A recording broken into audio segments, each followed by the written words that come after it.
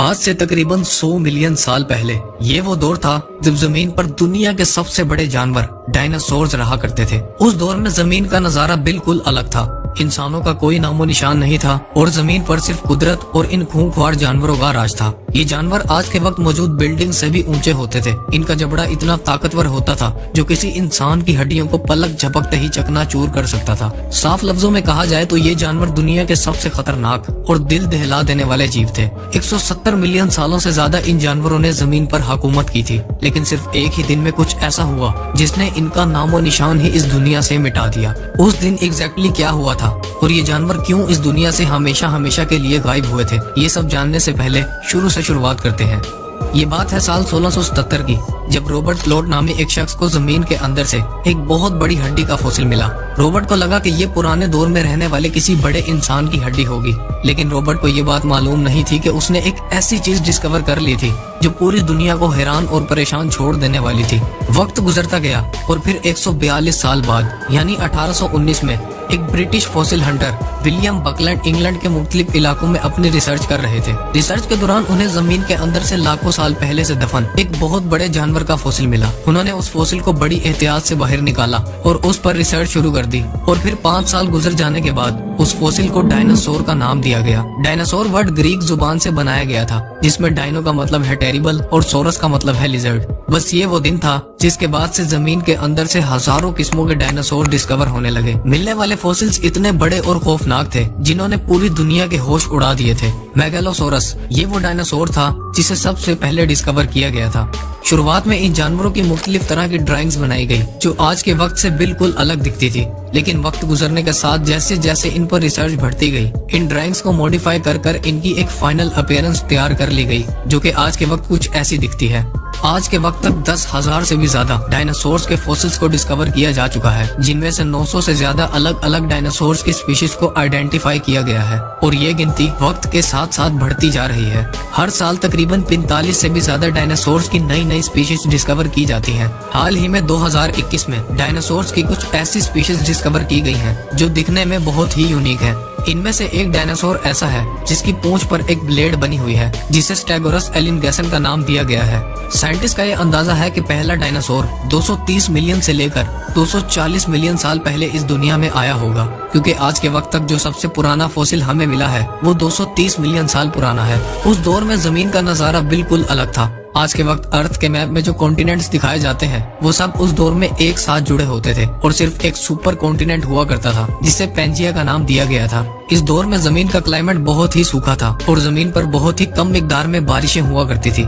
इस पीरियड को Triassic period कहा जाता है। ये वो पीरियड था जब आहिस्ता आहिस्ता जमीन पर डायनासोर जन्म ले रहे थे। ट्राइएसिक पीरियड में जो डायनासोर जमीन पर शुरुआत में आए थे वो साइज में सिर्फ 2 से 4 फुट जितने बड़े होते थे, लेकिन आहिस्ता आहिस्ता वक्त गुजरने के साथ 201 मिलियन साल पहले जब ट्राइएसिक पीरियड का दी एंड हुआ, तब इन छोटे डायनासोर्स की जगह बड़े और खूंखार डायनासोर्स ने ले ली। 201 मिलियन साल पहले जमीन का क्लाइमेट अचानक से चेंज हुआ था, जिसकी वजह से पेंजिया जो कि एक सुपर कॉन्टिनेंट था वो 2 टुकड़ों में बट गया था और इसी वजह से ट्राइएसिक पीरियड का भी एंड हुआ था। और फिर 6 लाख साल बाद एक ऐसे पीरियड का आगाज हुआ था जिसे हम जुरासिक पीरियड के नाम से जानते हैं। 201 मिलियन साल से लेकर 145 मिलियन साल पहले तक के दौर को जुरासिक पीरियड कहा जाता है। ये वो दौर था जब जमीन पर नई नई तरह के डायनासोर्स उभर कर आने लगे थे और जमीन बड़े बड़े खूंखार और मुख्तलिफ तरह के डायनासोर्स की किस्मों से भरती जा रही थी। ये डायनासोर साइज में बहुत बड़े और हजारों केजी से भी ज्यादा वजनी होते थे।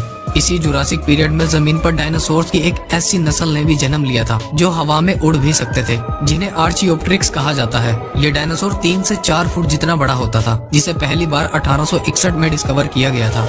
वक्त गुजरने के साथ साथ जुरासिक पीरियड का भी दी एंड हुआ और एक ऐसा पीरियड आया जिसे दी क्रिटेशियस पीरियड कहा जाता है। साइंटिस्ट के मुताबिक 145 मिलियन से लेकर 66 मिलियन साल पहले तक के दौर को क्रिटेशियस पीरियड कहा जाता है। इस पीरियड में डायनासोर्स की बढ़ती हुई आबादी ने मजीद रफ्तार पकड़ी और नई नई तरह के डायनासोर्स इस दुनिया में आए। Raptors, armour dinosaurs, herbivorous dinosaurs, खूंखार कार्निवोरस डायनासोर्स, टाइटेनोसोरस, जो कि आज तक इस दुनिया में मौजूद सबसे बड़ा जानवर और सबसे बड़ा डायनासोर था। 77 टन वजनी अर्जेंटिनोसोरस और टी-रेक्स, जो कि आज के वक्त दुनिया का सबसे मशहूर डायनासोर है, जिसे बहुत सी हॉलीवुड मूवीज में भी दिखाया जा चुका है, वो भी क्रिटेशियस पीरियड में ही इस दुनिया में आया था। टी-रेक्स का जबड़ा किसी भी जानवर से सबसे ज्यादा पावरफुल माना जाता है, जो किसी भी चीज को लम्हों में टुकड़ों में काट सकता था। डायनासोर्स के अलावा जमीन पर घास भी 70 मिलियन साल पहले क्रिटेशियस पीरियड में ही उगना शुरू हुआ था, और उससे पहले जमीन पर अलग अलग तरह के पौधे, फूल और पेड़ हुआ करते थे। क्रिटेशियस पीरियड में ही एक ऐसा डायनासोर भी इस दुनिया में आया था जो 80 से 90 किलोमीटर पर आवर की स्पीड से दौड़ सकता था। इस डायनासोर को ऑर्निथोमिमिड्स के नाम से जाना जाता है, जिसे पहली बार 30 जून 1879 को डिस्कवर किया गया था। ये डायनासोर अपने दौर का सबसे तेज दौड़ने वाला डायनासोर था, जो कि आज के वक्त ऑस्ट्रिचेस की तरह दिखता था। इसका साइज 20 फुट तक लंबा होता था और इसका वजन 200 से 250 केजी जितना वजनी होता था। इसके अलावा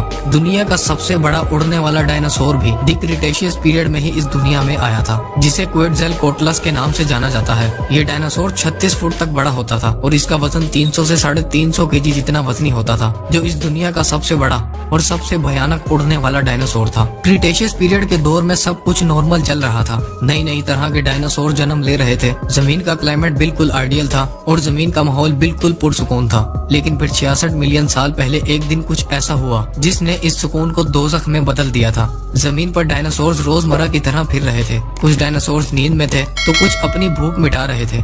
तभी अचानक से आसमान में एक बहुत बड़ी रोशनी चमकती दिखाई देती है, जो आहिस्ता आहिस्ता बढ़ती चली जाती है, और फिर अचानक से कुछ ऐसा होता है जो इन डायनासोर्स को हमेशा के लिए इस दुनिया से ही मिटा देता है। एक बहुत बड़ा एस्टेरॉयड जिसका साइज 10 से 15 किलोमीटर जितना बड़ा था, वो जमीन की तरफ आता है और जमीन से टकरा जाता है।